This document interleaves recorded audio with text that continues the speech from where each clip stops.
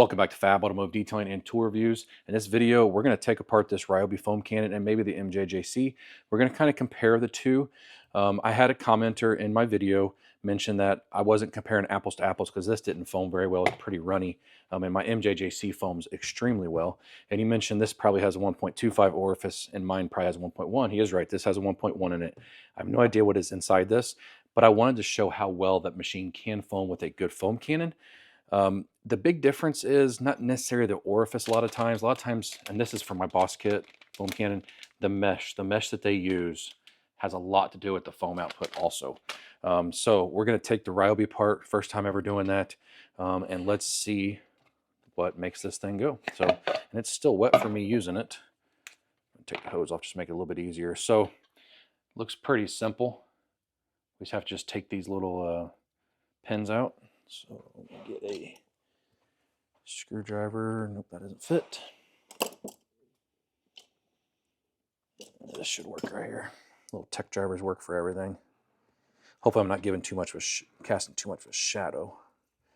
Let's push that out there. Okay, and let's take this one out. I'm trying to not stab my hand with this. It'd be easier if I had a punch right here, but I don't have a punch over here to open the other toolbox, and I've already got this out. Okay. Why does that? There's no mesh in it.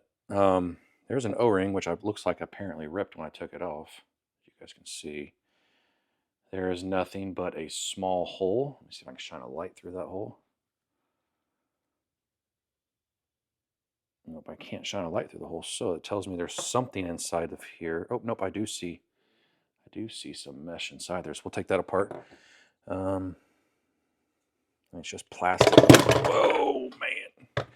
It's just plastic. Okay, so this has an O-ring also. Oh, that's interesting. Little tiny hole versus like this is just going to be about as wide as that right there. So little tiny hole. So that's probably what the orifice is. And yep, there's nothing down in it. I probably can't show you guys good enough, but it's just a hole, a restrictor, or reducer, I guess you'd actually call that. That's about it. So this is just your flow, how much air or how much water you're allowing in to mix with the soap. Down inside here, you have another restrictor. Hopefully you guys can see that. See how little that hole is? So just another restrictor. So you're restricting it twice already before it even gets to the mesh. Let's see. If I break it, I break it. I'm really not that worried about it. Trying to figure out, because I know that this changes your spray pattern on this, as you can see. So it just depends on how you do it. But there's got to be a way to get that out of there without breaking it. I have a feeling no matter what I do, I'm going to break it.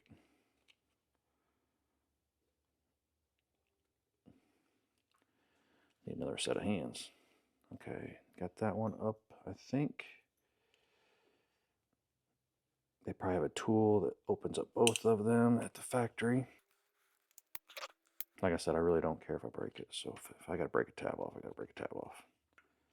Okay, hang on. I've got another tech driver. I should, at least being a mechanic, I should have a million of these things laying around. Oh, man. Oh, there we go. Okay, so it has a mesh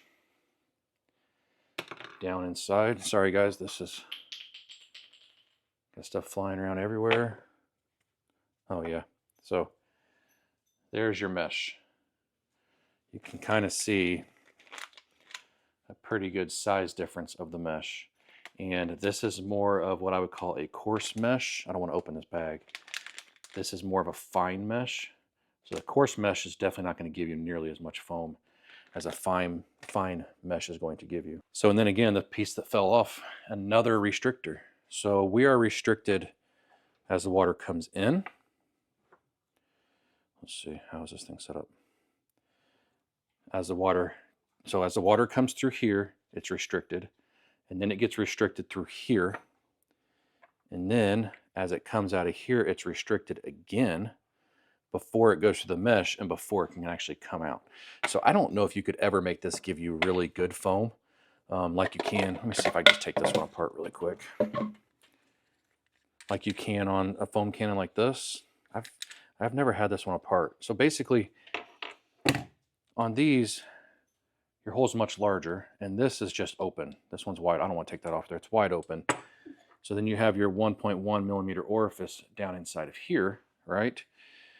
And then you have the mesh, but I don't want to take that apart because I don't want to break these tabs. Hopefully you guys can see the mesh down inside of there. So the commenter, you are correct if you're watching this video. I wasn't comparing apples to apples, but I wanted to show what the machine could actually do.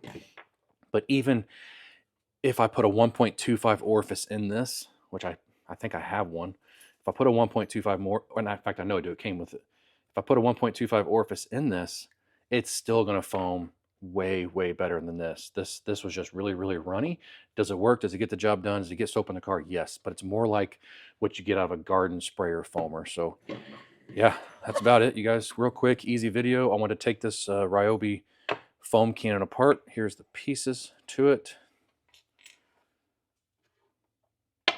And basically, that right there is what makes up your Ryobi foam cannon. So hopefully you guys find this video interesting. This is why, now you know why these ones that come from the factory, when you buy a pressure washer, because a lot of companies do this now, they're not very good because they're made very cheaply. They're very restricted, and they're just trying to get it through this very coarse foam, which is never, or foam, a very coarse mesh, which is never going to give you really good foam. So thank you guys so much for watching this video and checking it out. If you liked the video, give me a thumbs up, hit that subscribe button, join the Fat family. We'd love to have you. We'll see you next video.